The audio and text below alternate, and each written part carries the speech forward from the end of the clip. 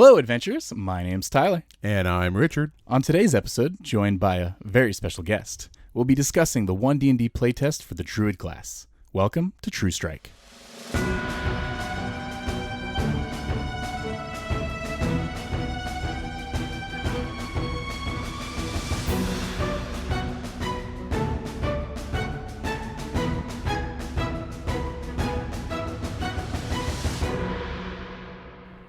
So, like I said, today we're going to be discussing the new ONE DND playtest, Unearthed Arcana for the Druid.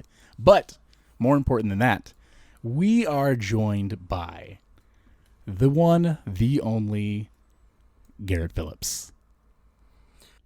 Other than being a DM extraordinaire, football star, Please stop. professional podcaster, working in television, would you like to tell us any more about yourselves? Only one of those is true.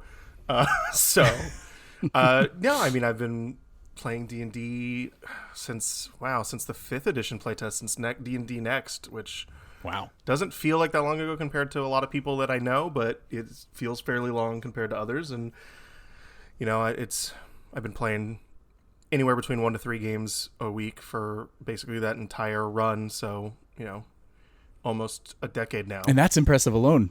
Right, and almost a decade now, and it's a lot of games. It's a lot of games. I actually am just now finishing up a level 1 through 20 campaign. It's the first time we've gone this high for my personal home group, so that's really fun to do and to experience. And we're starting a new one here in a couple months. That's hopefully will go just as long. I know that's my little intro, though. That's all I got. For your new one starting up, is it a pre-written module or you saw homebrew? It's going to be a little bit of a mix of two things. I'm taking a bunch of the pre-written campaigns that WotC has released for the Forgotten Realms, and I'm just going to kind of mash them all up into a big homebrew campaign. So it'll be a little bit of everything. Cool. Good to hear that. Oh, and I should point out that campaign that we're about to start up is going to use ONE DND almost exclusively. So, and I have a druid in that campaign who, is getting ready to start up. So, perfect time to talk about all of these changes. Heck yeah, that's awesome. So I assume it's the players are kind of could be on the edge of the seat every time there's a new update. Seeing if their character's changing. Oh yeah, for sure. I have 2 of the players are playing what is going to be basically the warrior classes with the barbarian and the fighter, which I believe is going to be the next drop in April. So they're very excited to see what happens. That should drop right before we start. And then one of my players is going to have to wait until they drop the mage for his wizard character. But for now, he'll just use the 5th edition wizard until we get around to it. Right. I mean, plus, they've already mentioned it being backwards compatible and such. So, this is great. Yeah, so you're going to be using all of the playtest rules completely, not just the class rules, right? Correct, yeah. I'm going to be using the glossary with all of the new rule changes, the new spell changes, new feats. Basically, just as much of ONE DND as I can use, I'm going to use it. And, whenever they release something that's updated, we'll switch over to that. And so it'll be a little bit kind of a fluid rule situation, but all the players are down to try all the stuff out. And so I'm really excited to see where the changes lead the game. So it's going to be really exciting. That's awesome. You guys are like pretty much the perfect candidate for the surveys they release at the end of these. Right, yeah. So I'm very excited to fill most of those out. All right. Well, Richard, would you like to get us started on today's UA? Yeah, so today we're going to be talking about the Druid class, which is actually pretty fun because I've been playing a Druid for the last couple of games that we've had. So when this popped, I thought it was really neat to take a look at because I was really curious about what kind of changes they were going to make to our priests of the forest, which I know Tyler loves the fact that they are now priests. Loves is a word. Yeah. So yeah, they have some really cool changes coming in actually, and kind of going to that whole priest thing. One of the first things that we get to see here is Channel Nature being the new class first level ability. So we're kind of doing that whole channel divinity thing that we see with clerics that we're going to see with paladins, which is really, really neat, I think, because it actually opens up some cool little doors for wild shape and other things, because channel nature now is more of the catch-all and it's not just wild shape. But the cool thing about that is that it opens the door for wild shape at level 1, which is really cool. So now we're not waiting until level 2 to be able to start turning into our animal friends. I do like that as well.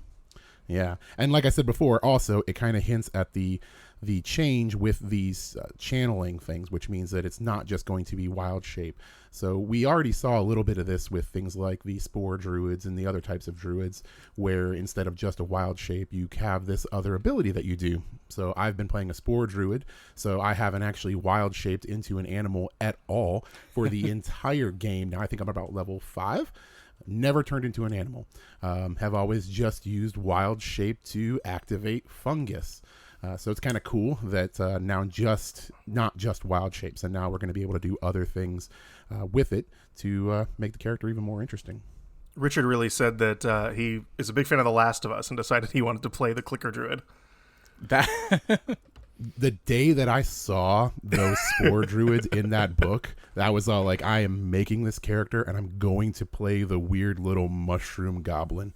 That was just like, I really wanted to play that character. And his name is Fitch, and he is also a chef who happens to cook a lot of mushrooms and cook a lot of fungus that he finds around. It's great. Love the character. Wild shape, now that we're on it, is actually being completely overhauled. So they're changing the way that wild shape works, which I know that some of us probably have some opinions on that, because now when you wild shape, you're not just choosing a set number of animals with a combat rating off of a list. So now it's a lot more open, which is really cool. I think I like that ability a lot. I don't know what you guys think of it. I like the premise of the new stat blocks, where the land, the sea, and the sky, and you don't have to, as a player, have on hand a butt ton of An stat encyclopedic blocks knowledge. for animals. Yeah. Exactly. Which, of course, things with things like D&D Beyond, it's never been easier. But even with Beyond, it's very hard. Sure, right. And I totally understand where they're getting from, where, druids is, they pulled up math. Druids being the least played class currently. But there's a couple things I have issues with. Mostly, some of it's just questions. Like, let's say you're going to be a creature of the land. Let's say I want to be a spider. Do I have spider climb? Well, the answer is no. The answer is no, you don't. What the heck? Why can't I climb with my brother in spiders? Because you're level 1. Well, Little bug. it's I think that's one of the biggest pain points for a lot of people when looking at this UA is there are 3 things about wild shape that kind of make everybody very hesitant about the way that it's being implemented right now, and it's justified, but at the same time you also kind of, in my opinion, when you look at these UAs, you really need to kind of understand what problems in the game WotC's trying to fix, because they're not just making changes to make your character worse or to, make the game worse. They're trying to fix a problem that is presented in the current version of 5th edition, whether it be, as you mentioned before, like a bookkeeping aspect that we're kind of seeing limit the druid. Maybe this is the case. We don't 100% know why people don't play druids, but we do know that people play druids way less frequently than they do other classes, according to all the statistics that we've seen from D&D Beyond, from Wizards of the Coast themselves. Druids are a lot to handle. I think part of that is obviously because they're full casters, so you've got a full 1 through 9 spell slot, spell progression that they have to keep up with, and that's in itself a lot of bookkeeping. You have to learn all of the spells now on this primal list, and which ones to use and which ones to prepare for your day. And on top of that, you also have to, keep organized 100 different wild shapes for your druid to maybe use or transform into. So obviously it's one of the most bookkeeping heavy classes that the game currently has, and part of trimming down the wild shape options and limiting them to these 3 different forms is trying to alleviate that point. Now, as we mentioned, it brings up other issues with the game that maybe they weren't anticipating, or maybe they were anticipating but thought it was a good trade-off, and that would be the loss of a little bit of variety in the type of animals that you can transform into, the loss of some survivability. I know we haven't mentioned the hit point change yet, but that will be something that we in the wings. Right, that's something that we'll be talking about here for that one. So yeah, I think that part of that is them kind of realizing, hey, we can't please everybody. We can't have infinite customization, but at the same time keep the game manageable in a way that new players can access this class, but also in the way that veteran players can come and not have analysis paralysis whenever they're playing the class of like, what do I want to transform into here? And I think maybe they also thought that for most people playing a druid, if you're not playing a moon druid, you're probably not wild shaping in combat anyway, so maybe that's not as important for people that they have a bunch of different options for their wild shape. Maybe they thought maybe just the moon druids upgrades will get them there. Whether they actually succeeded or not, obviously, is a big point of contention for people, so we'll see how the feedback shapes this. But I do think that, yeah, the lack of versatility is going to be something that they're going to hear a lot of from the fans. Yeah, I think that's that maybe I was gonna say that may be one of the reasons why when I looked at this, I immediately didn't have a heart attack, even having played a druid for a while now, all the way up to level 5, is because I didn't really use my wild shape to shape into a lot of animals. So maybe it wasn't hitting me as hard as it hit some other people, and I can kind of see I almost understand why they're doing what they're doing, because actually we've all watched a lot of these D&D actual plays, and if you've ever watched one with a druid, I guarantee you that it has come up in a game on camera where somebody wild shapes into something and they ask the DM if they have the stat card for the animal that they've turned into, and neither one of them do. And then they have to try and find it or figure out exactly what my stats are, and they're like, oh, we'll figure that out in a second, and then they have to kind of go back to it. And like I said before, he was saying, why don't I have spider climb? So they have kind of like a problem there, because they're opening up this customizable view of changing into an animal by saying that you're an animal of the land. What animal do you want to be? You can be any animal of the land you want to be, right? And you can mix and match all these different views and like how it looks and everything like that. So they're going for this ultimate customizable view like they're doing with the race build, right? But it's not changing your stat block, because they can't, though, because like you said, they can't please everybody and they can't make everything, right? Because you start off the game and now you're sudden you want to be a spider and you want spider climb, and you're going to break an entire encounter in a pre-written module or whatever your DM designed, just because you at level 1 now are climbing up walls everywhere. So I kind of see where they're coming from with that, like not being able to give you everything, you know what I mean, right off the jump.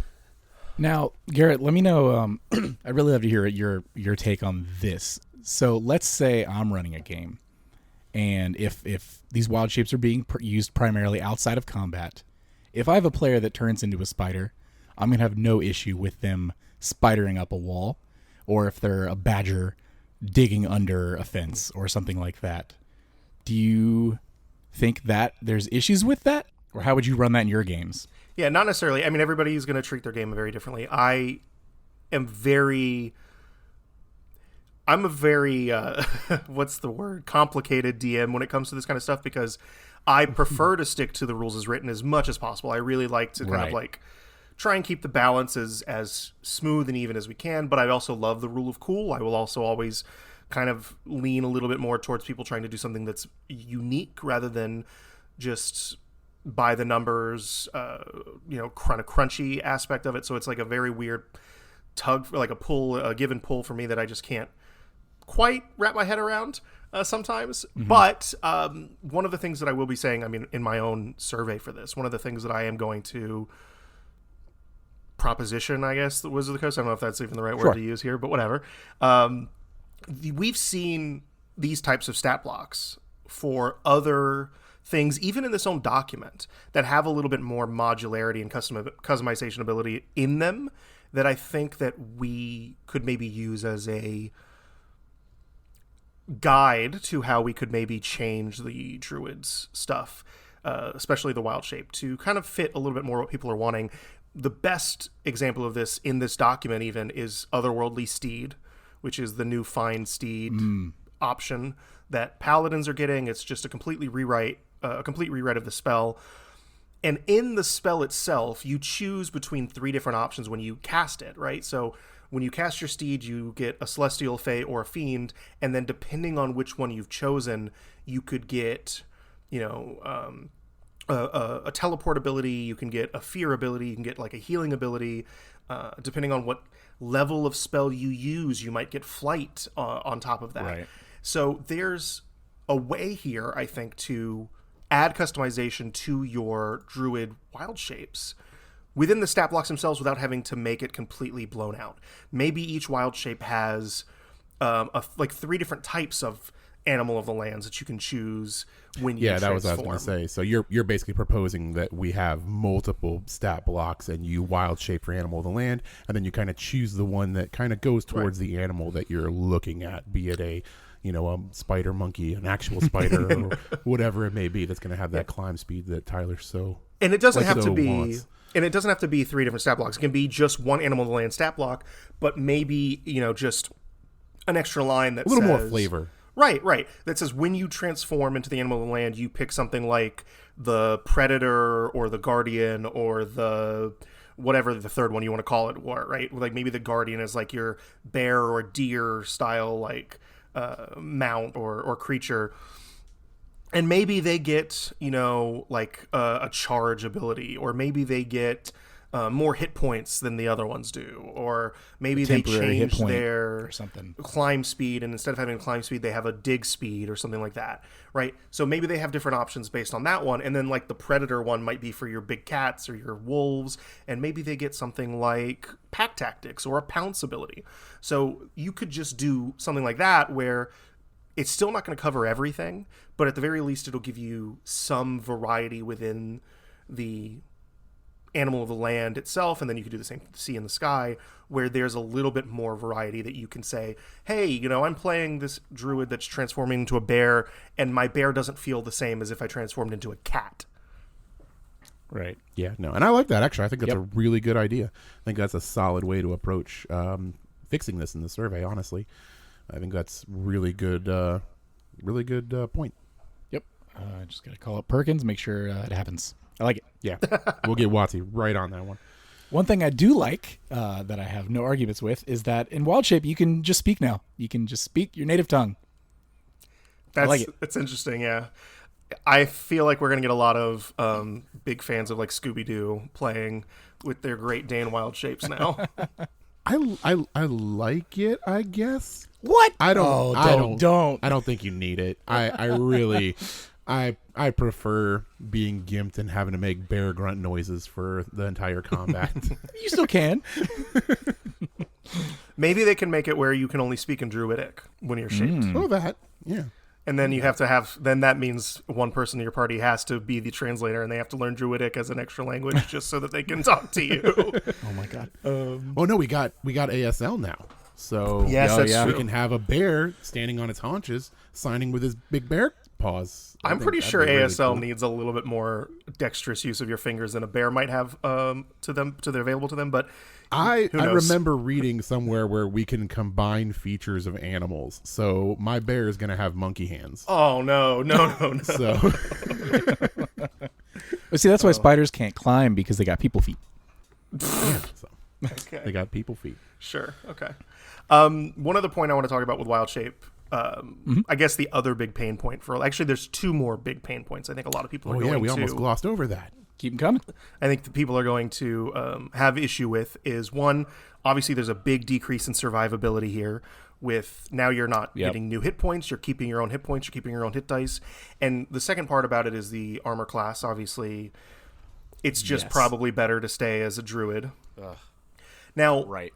the armor class thing I don't really think is a big deal, because frankly, can you name me a single beast shape that had a really good armor class that you would transform into at lower levels? I was gonna call in Richard, but his druid would never wild shaped. Yeah, I'm just dealing with fungus here. I ain't changing in anything for AC. Let me go ahead and give you probably the most popular ones that you would see people transform into. The black and the brown bear. They have an AC, in 5th edition, they have an AC of 11. So not very good. The wolf Better than 10? transformation is 13. Still not very good. And you say better than 10, but I mean, it's 10 plus your wisdom modifier, which everyone's going to that's have what I a was gonna plus say. 3 We're of. dealing with 10 Right. plus You know? wisdom modifier, and if you're stacking wisdom, you're already better off with your animal to land no matter Right. what you choose. So your little it's- spider is going to be better than the bear at this point. Right. You're better with the bear. You're better than the wolf. You're not better than the dire wolf, I guess. The dire wolf's 14, so you need at least a 18 in your wisdom modifier. Not like you're not going to hit that by level 4 anyway. It's just the AC part has never really been a big Yeah, I strong don't think the suit AC part of is going to Wild be the big thing. I think that the hit points is really the one thing that more people are probably going to be concerned with. Right. Because And- we even talked about it in an episode or two ago where we were talking about being able to change into something else and get that hit point boost Well, that was via polymorph. via polymorph. But I mean, it's the same kind of a situation Sure. when you're playing a druid and you're like, well, I'm hurting right now. I'm a little bit low on life. Why would I heal when I could just wild shape into a bear and now I have bear hit points until those are gone, and then I'm back to needing to worry again. So I guess I can definitely see where people are coming from on that one. I think. Yeah, so here's my personal thoughts on it. I think this is probably a good change. And I know that's going to make a lot of people go, wait, why? Here's the thing. You're playing a druid. We've already talked about it. You're playing a 9th level spellcaster. You're one of the most versatile spellcasters in the game because you can prepare any of your spells at any time. You don't have to learn them. You have pretty powerful spells, especially towards the later levels with, kind of like big blasty elemental damage spells. You're already a very, very good class just off of the spellcasting strength alone. On top of that now, especially playing a Moon Druid in 5th edition, people were saying, now you're also outshining frontliners like fighters and barbarians because now you have 2 hit point pools. Now you have almost unlimited survivability with how, at higher levels when you can turn into an earth elemental, they have over 100 extra Very hit tanky. points. So people were saying, why should a druid who is already, one of the best casters in the game also be the best melee combatant in the game? It shouldn't really work that way. So I agree with the idea that they need to bring the survivability down a little bit because you can't let them do both and then, have people be satisfied with that because then people are going to say, I don't want to play a fighter anymore when I can just play a Moon Druid and stay as a bear for the whole time or a elemental the whole time. So I get that change on that level. On the flip side of it, your hit point pool not changing is still going to be an issue for a lot of players. It's going to dissuade them from wild shaping because before what would happen in 5th edition is you would wild shape into an animal and we talked about a bunch of animals just now and their AC and what the differences were with those versus what's current. What we didn't really talk a lot about is combat, right? Right. In terms of the damage. And especially at lower levels, you weren't doing a lot of damage in your wild shapes. If you were picking a dire wolf, for example, you have pack tactics, so you're getting advantage on attacks. That's really cool. Your attack's doing 2d6 plus 3. That's really cool, but you only ever get one attack. You don't get multi-attack. It never gets better for you unless you get different forms, and the different forms with multi-attack don't have as strong of attack options available to them until you hit like 10th level and really get those elementals. That's when the class really shine, but a lot of games kind of end by 10th level, so does that really matter? So because of that, right, you were trading off in 5th edition your ability to really do damage because you couldn't cast any spells anymore for the ability to survive longer and tank kind of for your party. And I think that's why I didn't really mind this change because I think it's gearing you more towards actually playing a druid and playing to the strengths of the class and not just defaulting into, stuff's going south, time to be a bear for a little while. Yeah, I mean, most of the time what a druid would do wild shape wise in 5th edition was they would pick a high level spell like a moonbeam that they can concentrate on, cast it, and then wild shape, and then use that as like a little bit of extra damage. Right. They can still do that now, but they just have kind of lost all that survivability. And in its place, they've gotten a lot of extra combat like damage ability. They've got multi-attack now built into all of the forms. If you're playing a Circle of the Moon, which is your wild shape focus subclass, they're going to get a third attack now with their ability to use an unarmed strike as a bonus action. At higher levels, they're going to get, damage type, extra damage based on elemental types at 10th level. So they actually, surprisingly, I think would keep up with maybe your average, like, sword and board fighter at higher levels, just in terms of damage.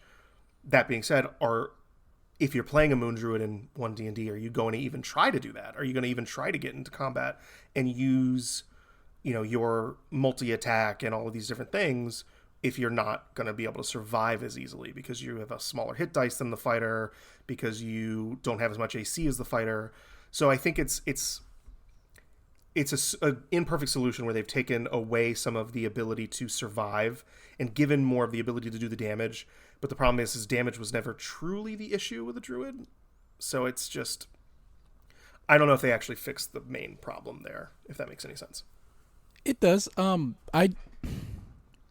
Now that we've actually discussed this a little bit, I'm reframing my mind a little bit more from, because if I look at the 5e Druid and I compare them as if they're the same, this feels worse in some ways. But then if I look at it as a rework, which is what it really is, and bringing it into like Richard said, a priest of the forest, and you're walking out there and you are focusing more on your full caster, your full range of spells, and you're a nature wizard that can turn into an animal if they want, but that's not the focus of the class anymore, then it all starts to make a little more sense to me. Right. Yeah, I think the easiest thing... how I kind of look at it, yeah. I think the easiest thing to do here to try and quote-unquote fix the issue people have with survivability of the animals is, first, as you mentioned, you're a full caster when you're in combat. You don't really need the survivability necessarily. If you're playing a wizard, or a druid rather, that is not shape-changing in combat, right? So the elephant in the room, if that is the case, is what about the Circle of the Moon, which is all of their upgrades. That's their thing. Are combat upgrades for your wild shape. So if the idea there is to make your wild shape better in combat, maybe instead of making it a new pool of hit points for every druid that shape changes, maybe we just add a line to combat wild shape, which is the 3rd level feature of the Circle of the Moon druid, that says they get temporary hit points equal to, like, I don't know, 2 or 3 times their druid level. Exactly. You nailed it. That's perfect.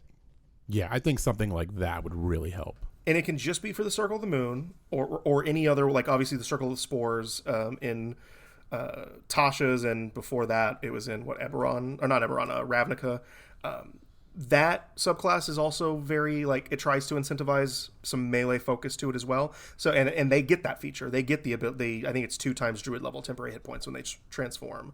So, like, just lift that feature and put it here, because it's, if you have a subclass that wants you to transform into your bear shape or whatever shape and get into combat, give them some more survivability for that. And I think that will ease over some of the things, because Circle of the Lands, Circle of Wildfire, Circle of all these other circles that don't care about wild shaping in combat, they're using, half of them are using their wild shapes for something completely different, some other transformation or some other summon, like in the case of the Wildfire Druid. So you don't even have to worry about their survivability, because they're using if they're using wild shape at all, they're using it for scouting purposes, or they're using it for terrain traversal, which you can still do that without having to change your hit points. So just take those subclasses like the Spore and the Moon that want to get into combat, give them some temporary hit points, and then you've pretty much fixed the survivability issue. Yeah, and I could really see them doing that, because I do not see them walking back this change to gaining all this brand new pool of hit points.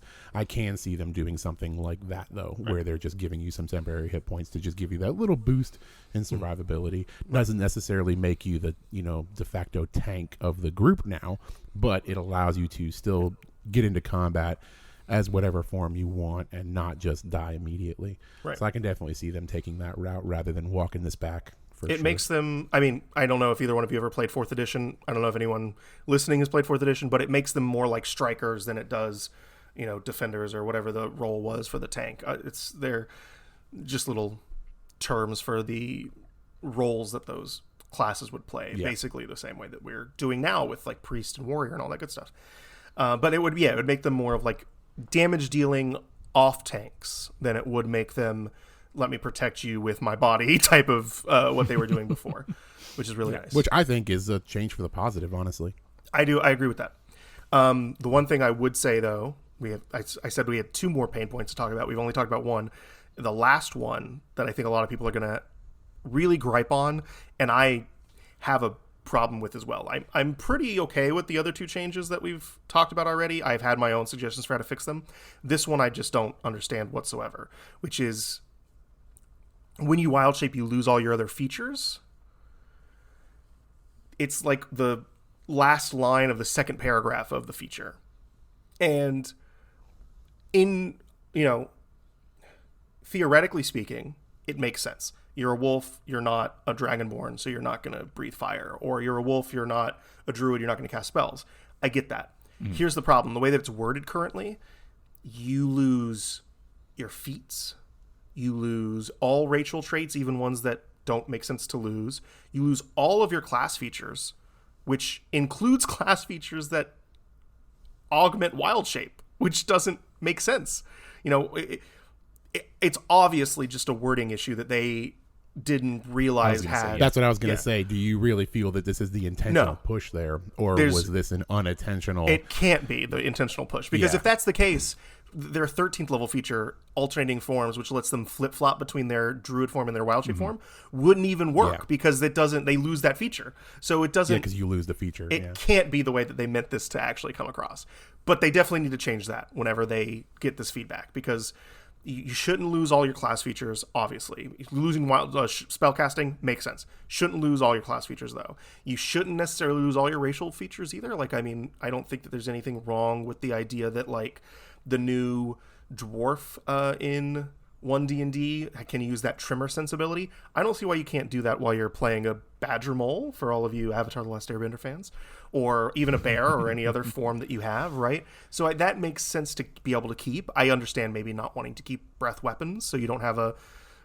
Now that I'm thinking it out loud, though, if you have a hawk flying around that's also breathing dragon fire, that sounds cool. Breathing a cone of fire. But I kind of like that idea, so maybe they should leave it. Yeah, maybe you should leave that. I was going to say, you're going to be using this as your playtest material. You're going to use this rule as written in your game until they walk it back, or are you going to allow those features and abilities in your game? Right. That's where I have a hard problem with it. Losing your racial features, losing your class features, except for the ones that obviously are meant to work with it, that I think I'll probably deal with.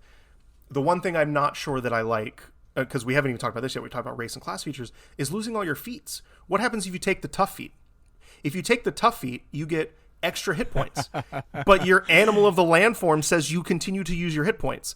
But your wild shape feature says you don't get to use the tough feat anymore. So do I have to calculate all of my HP every time I wild shape back to what it would be without tough if I'm playing a druid with tough? That doesn't make any sense. So this feature needs to be looked at. It's got to be a wording issue. Just to make sure, because that can't be the actual purpose of it. It can't be. So it would make more sense to just change that wording and say you lose access to your spellcasting feature and any feature from a race or feat that your other, like your animal form, could not reasonably use. Like, that would make more sense to me than the way it's currently written. Right, and like you guys said, that's got to be the intention. There's no way they're not going to walk that back. I'm sure they just slip by. So. We'll see. I hope so. We spent a lot of time talking about the bad parts of this new feature, and I don't want to sound like I'm overly negative. I enjoy a lot of this stuff. I do want to talk about putting wild shape into a channel nature ability, into a channel ability in general. I love this because, as we've already mentioned, Spore Druid, Wildfire Druid are already using, Twilight Druid already using your wild shape charges. This is that push towards the whole, like, exactly. the channeling ability that the priests have, which I think is really cool because I like that. Priest across not the just board. wild shaping into an animal being what you're going to do with that charge. And it just like makes that it a better lot. for bookkeeping because now you just know whenever you're writing, if you're ever writing a third-party supplement, if you're a third-party publisher, whenever you're writing a new Druid subclass, you don't have to say you can use a wild shape form, or you don't have to give them a completely new resource. You can just say this uses channel nature, and boom, now you have it all easily taken care of. It's streamlining everything. It's so much better that way. And it also opens up the door to things that need to use wild, like a charge for it. The biggest thing that I can think of here is in Xanathar's Guide to Everything, they have the Circle of the Shepherd Druid, which just gets to use this like cool little spirit totem ability. The problem with that is it's just a once a long rest use, and it doesn't use any charges for anything. And it's going to be, I assume, like a channel nature ability, and that would make so much more sense because you should be able to use that multiple times. Yeah. Right. Which actually brings us into the next point, which is with the channel nature abilities, we get on second level now healing blossoms. So you can use your channel nature instead of wild shaping to use that magic action to heal somebody. So you choose a point within 30 feet and you make flowers on the ground. So you make a nice little grove of flowers in a 10-foot radius.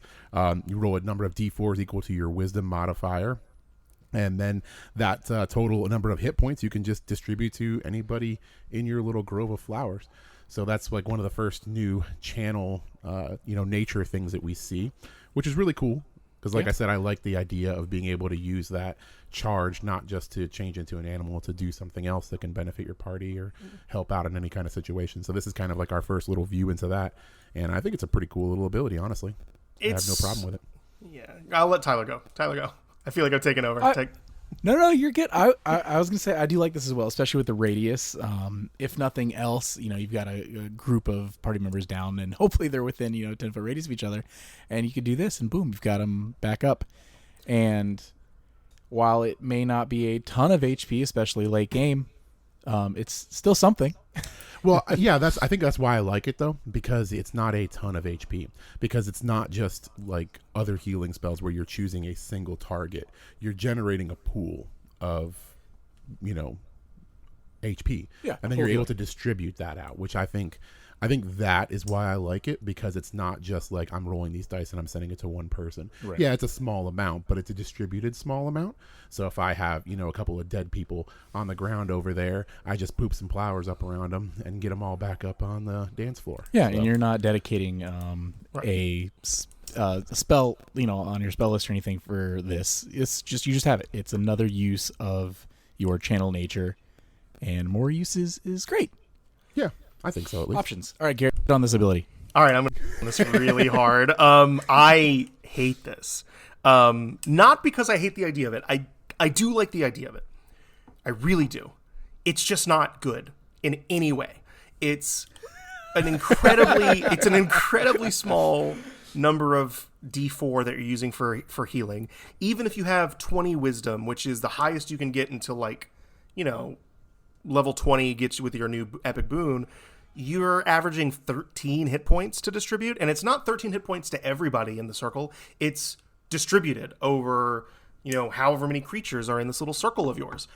And on top of all of that, it's an action to use. Why would I ever use this? I'm never going to take this ability, take this ability. You get it for free. I'm never going to use this ability. I'm just going to take Healing Word, and if I need to pop somebody up from down, I'm going to bonus action pop them up, and then use my regular action to cast a regular spell. This just isn't, it doesn't do anywhere near enough, and it doesn't scale very well. It has the same problem with the Cleric ability, the Divine Spark ability that they added in UA. I get it. I love the idea of having your channel give you some kind of healing resource. The Paladin with Lay on Hands makes so much sense, right? The problem here is that these just aren't good enough. There's no real use in using these outside of combat, which is where you're going to see the Paladin's Lay on Hands get used the most. There's no real use for this in combat, because you're wasting an action on something that's just not very good never really. It's just never very good. So what's it here for? The only positive that I see to this ability is, at 15th level, when you get Wild Resurgence, which lets you pop a healing blossom whenever you wild shape, like it just does it at the same time. But even then, it's 15th level and you're talking about 13 hit points. Who cares?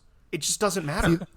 And that's where I think I was at, which is like, yeah, it's a small amount, but I like the idea that it is a pool. And I would have actually used it not that long ago in a game that we were playing, in a game where I had multiple party members in a certain area that were just down and making throws. And instead of being able to do anything in that case, I ended up, I believe, using Wither and Bloom in the area, which worked and it was good. But if I didn't have the spell slots for it, this is obviously lower level play here. If this had been an option and been something that had been available to me in that instance, I probably would have used it. And it is just an option. You have it. You don't have to use it. It's not taking up anything. Yeah, and I think that's why I do like it, is because it's just another option of things you could do.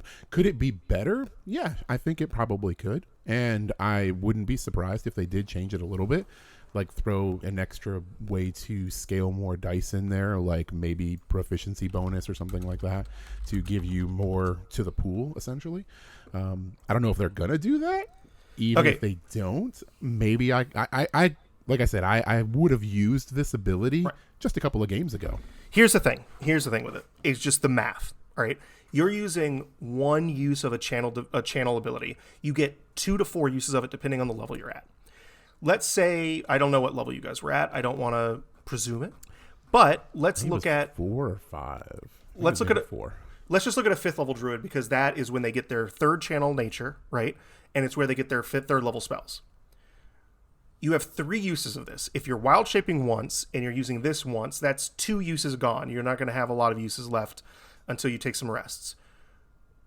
Instead of using this, right, at 5th level, if you have tried to maximize your wisdom modifier and you didn't roll dice for your stats, you used point buy, right? You have 18 as your wisdom modifier. That's 4d4 to use for this ability. That is 2, 4, 6, 8. That's an average of 10 hit points to distribute. 10 hit points for an action at 5th level, using a channel ability that you could be using for wild shape or to summon a familiar that's way more useful. Alternatively, at 5th level, you could just use a bonus action and cast a 3rd level spell called Mass Healing Word that will hit up to 6 creatures, way more than you're going to get in a little 10-foot radius. And each of them get a d4 plus your spellcasting modifier, which we've already established is 4. That's an average of everybody getting 6.5. If you hit all 6 creatures at 6.5, 6, 12, 18, 24, 32, that's almost 40 hit points? Or is it over? Yeah. That's obviously way that would better. Be preferable. Yeah, and I would do that if I could. But if I'm in a situation where my only option is I'm out of spell slots, I can't get across the room to use a potion or anything like that, I happen to have some wild shapes lying around, Grove of Flowers, couple of hit points. I don't know. I just don't. And back into this shit. So I don't see the value. I just don't see the value. That's me devil's advocating for it, just because I see it as the ability that is not necessary. It's not the thing that you're going to use every time. Right. But I think it's nice to have. And then you're still going to bonus action healing word the guy farther away. Am I going to be sad when they improve it? No, I think it's going to be great when they buff this a little bit. This is the thing about it is it's just like it's using an action for ridiculously small healing. It's just not enough. And you say it's a nice feature to have, but it's the only feature other than Wild Companion, which is fighting this feature for uses, that they're going to get at 2nd level. They don't get new spells. They get 1 more spell slot. Cool, I guess. But they don't get 2nd level spells yet. Their only feature at 2nd level is going to be this Healing Blossoms ability or Wild Companion. And they only have 2 uses of Channel Divinity. Or Channel Nature, rather. I'm going to use it on, if I'm playing any Druid, I'm going to use it on Wild Companion or Wild Shapes. I'm never going to use this Healing Blossom ability. I'm going to use Healing Word instead. I mean, I just think that make flowers. If they want this ability to be relevant in any way, shape, or form, and it doesn't have to be as good as Mass Healing Word does, but like, why is it only D4 is equal to your Wisdom modifier? Why not just equal to your Druid level? Yeah, I thought that was interesting. Yes. That it was that low, and that's why I think they're going to change it. I think they're going to add more to this. Make it equal to your Druid level, because yeah, sure, then it's still not very good early, But then by the time that or maybe your wisdom modifier plus your druid level even, because then maybe it's okay early enough that you can kind of do a pseudo mass healing word before level 5 as an action. Still not the greatest thing in the world to do, but at least then it's usable at low levels. And then when you get to higher levels, at level 15, when you're using 20 D4 as an action across this area, that feels way better, because then I'm not only going to use it to pop up down enemy or down allies. If I have 3 allies that just get hit by a dragon's breath, maybe I'll use healing blossoms to give them all a very generous amount of D4s, like in healing. Like, that would make so much more sense to me. It's too little for too much, if that makes sense. It's a whole ass action for too little dice. One of those has to change. Action. Make this a bonus action. Or give them quadruple the amount of dice, because it's just not. It doesn't work the way that it's currently working. Is all I'm going to say. Wild Companion. I love Wild Companion. Healing Blossoms. Nah, this ain't it, bro. Very similar to what you were saying. I would just make it like the long range version of Lay on Hands. It's just 1d4 per druid level. And let it scale up to 20 D4 potentially. Hell, screw the D4s. If you're going to do it like Lay on Hands, which is a great ability, love Lay on Hands. Lay on Hands is 5 hit points per, level, per character level. Why not just let it be that? Yes, because it's great. Lay on Hands is touch, and this can be distributed in a radius. Sure. That's why I would have you roll for it. Yeah. But in that case, if that's the case, then at least make it instead of making it 5 hit points per level, make it a D4 per level at the very least, because it's just not. It's not enough. It's just not enough. Right. D4 per levels that'd be friggin' amazing. I think that's what I would do. But see, I kind of like it as it is. So all these buffs sound great. Just keep making it better. Just keep making it better. I'm with you. It. I do like it. Better it. is even better, and I think it will be better because Garrett knows some people and think he's going to make it happen. Yeah, okay. Garrett's gotten 3 paragraphs that you're going to put in the survey about healing blossoms. Look, I know everyone else is mad about the hit points. Graph. We're gonna go over some statistics. All right, I've broken this down very easy for you guys, so you can understand why this sucks so bad. Now, you touched on Wild Companion. You like it? I think it's love cool. Wild Companion. I like Wild Companion. I think that's a really neat one. Woo! Yeah, it's perfect for the nature wizard that doesn't want a wild shape. It's perfect. Yeah, no, I think it's awesome. The only thing I would like to see is we've talked about a lot about the difference between how a subclass informs how you want to play a druid, whether it's you want a wild shape more or you want to do something else. The class gives a lot of buffs to wild shape. I would like to see some of those just kind of more general to your channel ability. Like Wild Resurgence, we talked about this already. It's a 15th level feature. When you wild shape, you get to use that Healing Blossoms that I just railed against, right? As part of the same channel. Yeah, you get to use it as part of it, yep. Why can't we have that also apply to the Wild Companion? Like maybe when you wild shape, you can summon a Wild Companion or use the blossoms at the same time. Or maybe when you use, just more general, when you use one channel nature option, you can use a second option in the same charge. Like, why is it only the wild shape that gets that? Let it be, if I cast Wild Companion, I also get to Healing Blossoms at the same time. If I cast Healing Blossoms, I also get to Wild. Just give it a more modular feel, because, I love that there's multiple different uses of channel. It's just that every other feature after level 2 really makes you want to do Wild Shape instead of the other two, and I would like a little bit more incentive in the base class to do the other two as well. Yeah. At the end of the day, everyone's going to hit level 2. They're going to get their Healing Blossom, and they're going to multi-class into something else anyway. Listen, if you're taking a 2-level dip in Druid for Healing Blossoms, we have to talk about your character builds. We really need to talk about what you're doing with your character builds, because it is not worth it, my friend. Hey, we'll see. I'm spitting out flowers everywhere I go. Twice a day. All right. I've talked enough about this one. We can move on. Well, the next thing we've got a couple of abilities that have shifted in levels. So, some of the forms come a little bit later than normal. So you're seeing your sky. That is another thing. Yeah. So you're not able to get that swim speed or fly until a little bit later than you can in 5e. A little bit later. Yep. So you're getting it. I think it's 1 level later, isn't it? I believe now. It's I level think on 4 those. for the swim speed in the 5th edition. It's level Okay, 7 so now in we're ONE looking at- DND. Yeah. Yeah, so we're looking at 7, so it's a pretty far push. B spells comes earlier now, so that's good. You're getting that at level 17 instead of 18. Yeah, that's a what else little we got? nice. Yeah. I did notice that it doesn't appear that we have the unlimited wild shapes at max level now. We do not. They've taken that away, so you don't just get to shape all you want, so that's gone. I think that's kind of weird. I'd like to see that back. I don't know why they took it away, honestly. I think that the idea is because they're tying, obviously, the abilities of wild shape into channel nature, so you can't give people unlimited uses of channel nature. That's too much. I didn't think about call. it from that because you're separating wild shape from just being its own thing, Right. and you're doing channel nature. So they would have to give you unlimited channel nature, which means a lot of healing blossoms. Unlimited Now- flowers. Unlimited flowers. I mean, you could make like a field of daisies. We could finally top up the barbarian. Yeah. We Now, can finally top them now off. one thing I will note is that instead of unlimited wild shapes, you're now, whenever you roll initiative, you get one of those channel natures back. Between how long wild shapes last at that level anyway, because they're going to basically last you half the day if you want to really be in a wild shape form for most of the time. Because you're getting more wild shapes through your channel nature.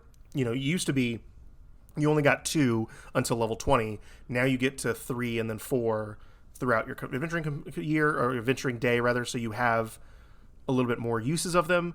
And then with all of that combined with the ability that they get at 13th level with alternating forms, being able to shape change, you just use one charge and then you can just flip-flop back and forth between your animal and your druid flip-flop form. however you want to do. Yeah. All of that is to say you're probably never going to actually miss having unlimited wild shapes, because you're going to be, let's say, what is it? It's wild shape. I have to read this again real quick. You can stay in the form for, how long is it? A number of hours until equal to half your druid level. So at level 18, or level 20, right? Because 5th edition, it's level 20 when you get unlimited wild shapes. Yeah, level 20 when you get So unlimited. at level 20 as a ONE DND druid, you can transform into an animal 4 times for up to 10 hours each. That's 40 hours. That's way more than you need for a full day, and you're going to get them all back on your rest anyway. So you're never going to not be able to be in a wild form, And with alternating forms, you can just flip-flop back and forth between being a druid and being that animal. So it's not like you have to re-spend a charge every time you want to go back to a druid so that you can cast a spell. So when you think about it logistically, there's really not a change here. It's going to work the same way as it would before. What it really is changing is, and this has already changed because of the way that they've changed the Moon Druid, but what really the reason people thought level 20 druids are broken is because they could just transform, as a Moon Druid, they could just transform into an Earth Elemental, and then before they hit 0 hit points as an Earth Elemental, they could just re-transform into it and just do that over and over and over again, so they basically had infinite health. Yeah. They took away the infinite health glitch is what happened. But otherwise, it all basically still works the same. The bigger nerf to Archdruid, which no one is probably going to really notice or talk about, is in 5th edition Archdruid, it allowed you to cast spells and ignore verbal and somatic components as well as material components unless you had to pay for the material components. That feature, I don't know if you know this, means that you can't be counterspelled.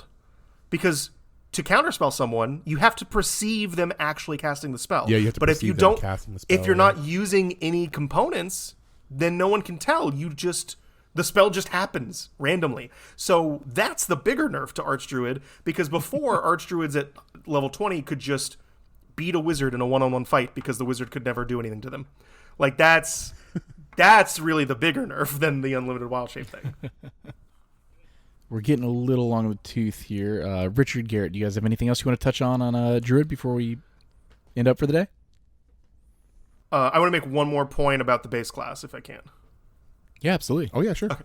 I understand why they're doing this, but it just feels so very weird that at 11th level, you finally get to turn into a tiny creature. Like, Strange. I get it. Weird. I get that you don't want them to be able to outrogue a rogue at early levels, right? Because you already tried to fix them out fighting a fighter.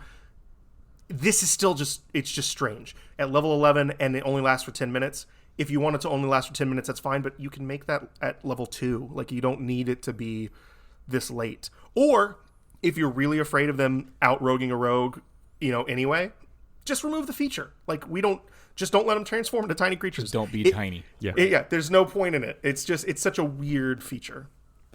To finally allow it, and then it's a 10-minute. Yeah, it's strange. Such a weird feature. I think the last thing that I don't think we discussed, we kind of touched on it like very briefly there, which was the Circle of the Moon elemental forms.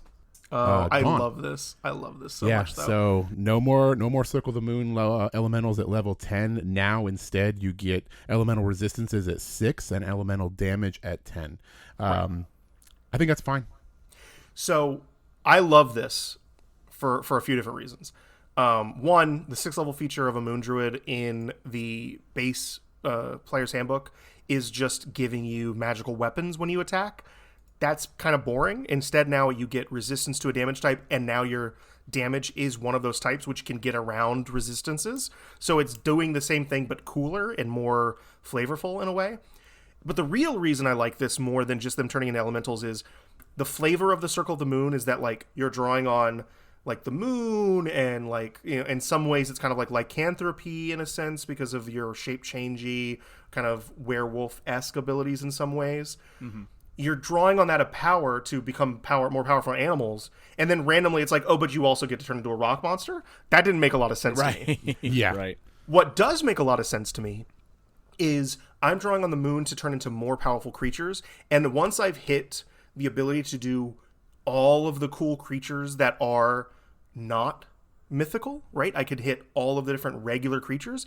Now, at level 10, I'm really, or even at level 6, I'm starting to become, instead of a hawk, I'm becoming a phoenix, right? Instead of a hawk, I'm becoming a thunderbird, or like a thunder wolf, or like, it's like, it's more mythical. It's like there's almost a lot more flavor there. Right. Instead of just a random elemental, now instead I'm turning into like mythical creatures from folklore that I can draw on. I like that so much more in terms of flavor.